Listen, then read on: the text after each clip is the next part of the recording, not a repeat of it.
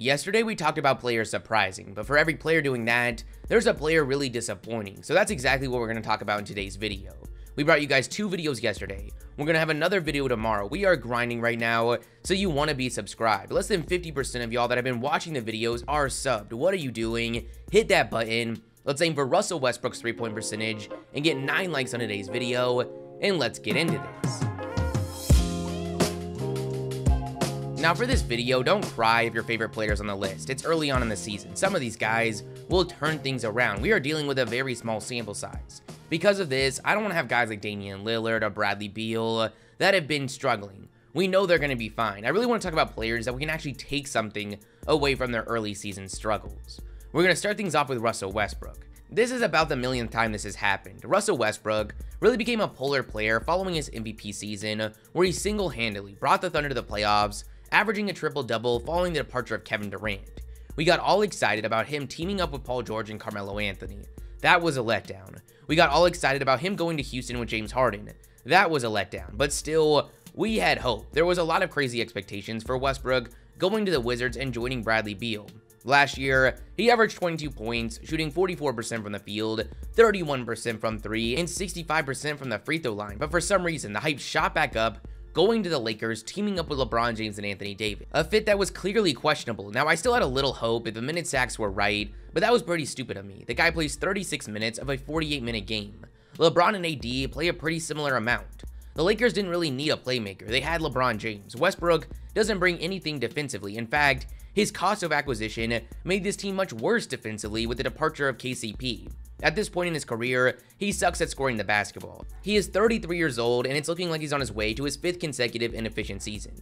So far, he's averaged 12 points, yes, 9 assists and 8 rebounds, but that's irrelevant. He's shooting 35% from the field and a whopping 9% from 3. Now, obviously, this is not going to maintain. It's going to get better as the season goes on, but things are not looking great for the outlook of this team with Westbrook's presence, and there really isn't anything they can do about it. Then we've got Mr. Killian Hayes, last year's 7th overall pick in the draft to the Detroit Pistons. As a rookie, he was injured for a good part of the season, but in the 26 games he was out there, it was garbage. He averaged 7 points and 5 assists, shooting 35% from the field and 28% from 3. I was hoping we were going to see a lot of improvement from him, and he was going to have the opportunity to start the season with top pick Cade Cunningham, not set to make his debut for another week or so. But so far, he's been the same player from last season, or maybe even worse.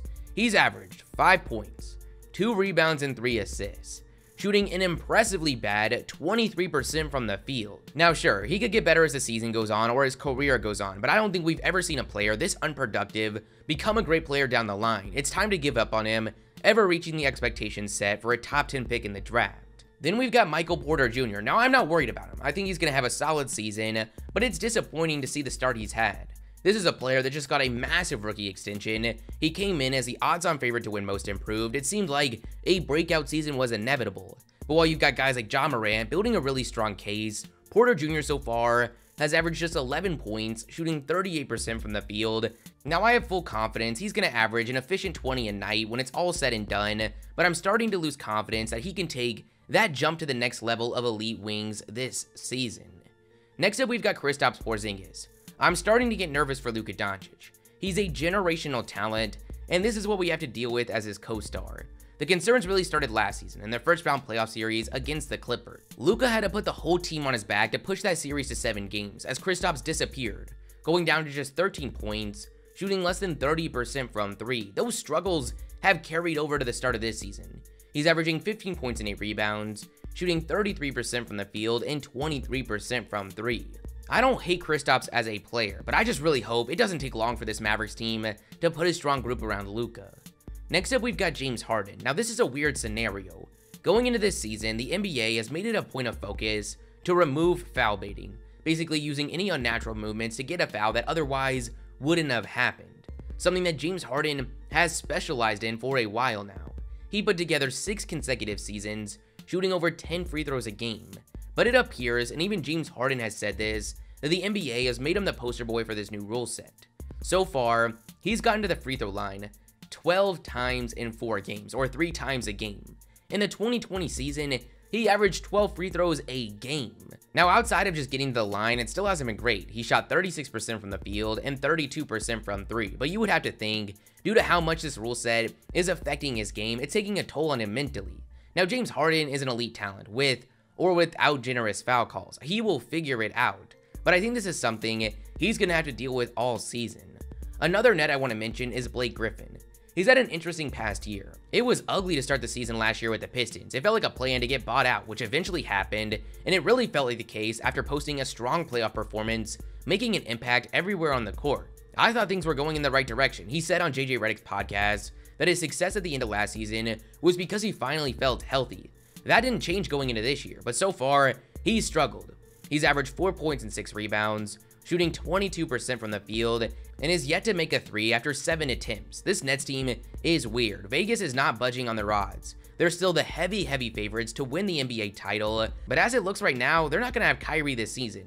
James Harden is not going to be getting any calls. They're going to count on guys a lot like Blake Griffin, and I'm just not sure that's the position you want to be in. Then we've got Barrett, who after a really solid second season this past year, averaging 18 points, 6 rebounds, and 3 assists, shooting 40% from 3. I was excited to see him build upon that. But to start this season, he's averaged just 13 points, shooting 39% from the field and 21% from 3. I was interested to see what his fit would be with the new additions of Kemba Walker and Evan Fournier. This past season, most of the offense ran through 3 guys: Julius Randle, Barrett, and Derrick Rose. That's not the case this year. This is a new team, and it just feels like an adjustment period. I believe in Barrett's talents. Next up, we've got the only rookie making the list, Jalen Suggs. Now, I don't really like criticizing rookies first couple games, but with a lot of top picks having strong starts to the season that we talked about in yesterday's video, I think it's only fair to talk about the underwhelming ones.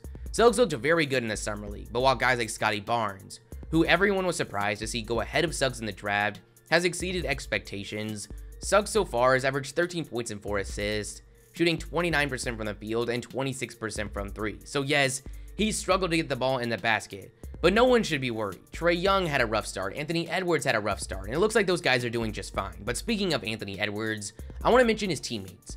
I really love what I'm seeing from Edwards and Karl Anthony Towns. This duo looks legit. But for this team to get out of the bottom of the league, it's going to take more than just them. The player that was brought in to be Cat's co-star is D'Angelo Russell, who's really struggled so far. He shot 32% from the field.